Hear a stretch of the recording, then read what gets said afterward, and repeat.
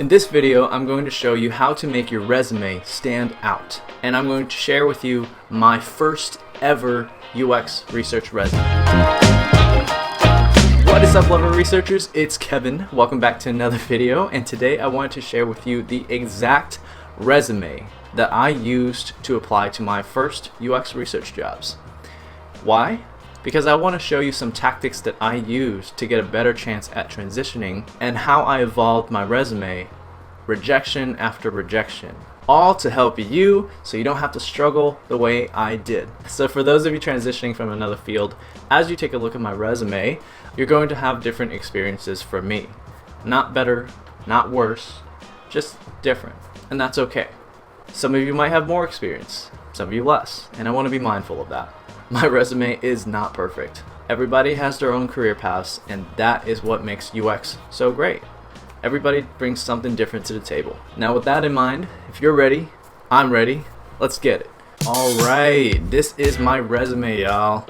And yes, I made it 2 pages. Let's walk through it from a chronological standpoint, starting from when I was still in university. And I gotta confess, this is my resume from 2014. It was my first resume. It's not the best layout to follow. I will look for prettier ones and don't have so much text and include a professional summary. Actually, there's a lot of things that could be improved about this resume that you're looking at. Anyway, the earliest professional experience I put on here was when I was a resident assistant in the dorms at university, or RA. So just a little fun fact, I was the cool RA back then.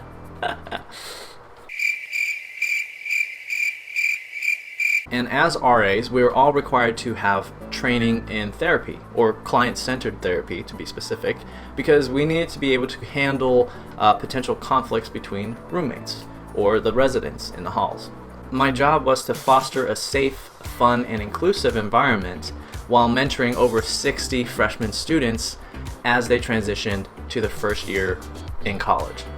You know, as I said that, wow, in some ways I'm kind of doing the same thing with this channel. Mentoring folks transitioning and providing a fun, inclusive environment. And hopefully I am doing that. And if you didn't know already, I study biology, because Asian parents, and psychology. And most of my behavioral research experience comes from psychology labs, so I'll go over those now. I researched sleep psychology on learning, memory, and cognition. I played with those fMRI machines where I put people to sleep and put little electrodes on their heads to read their electrical brain waves. I also did some research on natural language and social psychology and much more. That all gave me a very good foundation into designing experiments and doing behavioral research. But I've never written or published an academic paper while I was in university. I had no master's or PhD at the time. A lot of the research I did in university was assisting a PhD student or the principal investigator. While I did assist in conducting the studies, I set up everything, I did some a light analysis, I still felt like an imposter for putting it on my resume because I didn't plan the research. I didn't feel like I was doing the bulk of the work, the important brain thinking part of the work. It didn't feel like it was my research. It's kind of like when your friend does all the cooking and prepping for a meal and all you do is put it in the microwave and heat it up and claim that you helped. It didn't feel right. It just didn't feel right. But maybe that's a personal thing, but that's just how I felt. And if you ever feel the same way, it's okay. I think everybody has to start somewhere, and I realize that. Alright, let's get to my first job out of college. Now, at this point in my resume, I've graduated. Woohoo, nice. My first job out of college was with the Lifespan Psychology Lab at Stanford University. I had a great time there, and as I mentioned in a different video, I conducted over 1,300 interviews and diary collections. But that was also the time where I thought my career wasn't going the right way. I didn't know what I was doing in life, and serendipitously, I got the call that pretty much started it all. A call from Apple. That opened my eyes to the whole field of UX research, and at the time, there wasn't much about UX research. It wasn't really popular back then. And as you can see from my resume, it has zero tech experience, zero industry experience. It's all academic. It was either academia or being a therapist. That was what I was training for. I left the lab, moved a couple buildings down to the Center for Design Research, where I got a glimpse of design research. But at that time, I already had one foot out the door because I was committed to UX research and no longer wanted to stay in academia. Now here's the part you came for. Between leaving Stanford and getting my first UX job was 6 months of struggle and hard work, depression, grit, all of it. When I first applied to UX jobs with this resume, I got nothing. Zilch. Nada.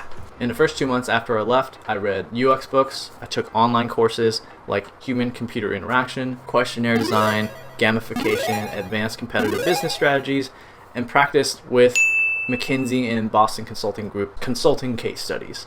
I included these classes on my resume. I got a few more calls, but still no dice. And because I got rejected from everything, I applied to master's programs. And guess what? I got rejected from all of those too. I got rejected from everything. They said I didn't have industry experience to get the master's. And trust me, there were so many times I wanted to just give up. That's a lot of rejections.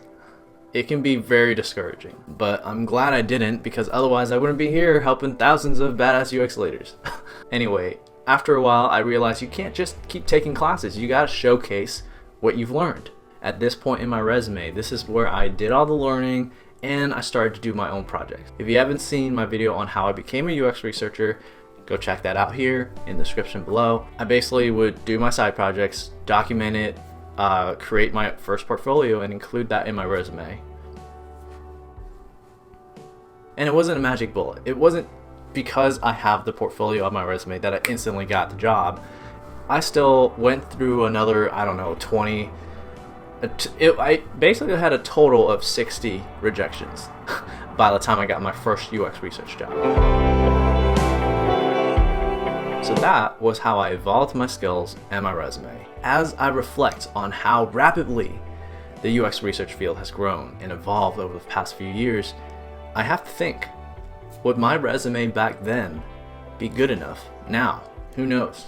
I'm honestly not sure. But if you're transitioning right now and you find yourself stuck at the same stage, I hope this video helps give you some insight into how you can take a more 360-degree approach for your resume. From taking classes on UX, business, consulting, psychology, and starting your own portfolio projects. Do what you have to do to get a few projects on a sucker. Watch my 7-part follow along series to creating your first portfolio project up here or in the description below. It's free. And in the meantime, do some networking as well. If you are looking for said courses on UX, design, psychology, check out the Interaction Design Foundation. I used their resources when I first got started, and if you use my link in the description, you get 25% off their courses, and you can get a verifiable certificate for finishing the courses to show off on your resume. And final thing, I have one announcement. At the suggestion of a fellow badass UX leader, I've started a Patreon. I'm still going to continue making the most valuable UX research content for you no matter what. But if you'd like to support the channel and get some perks along the way, such as calls with me, portfolio reviews, resume reviews, live chats with other patrons, that would definitely go a long way in helping grow this channel and helping more badass UX leaders like yourselves. So that's it. Thank you so much for watching, and I hope that gives you some courage and clear steps to keep pushing forward and not giving up. I might even make a video on how to deal with rejections. Who knows? If you want that, let me know in the comments. Anyway, if you found this video helpful, smash the like button and subscribe. I make all things UX research related to help you become the most badass UX leader. Mad love. Peace.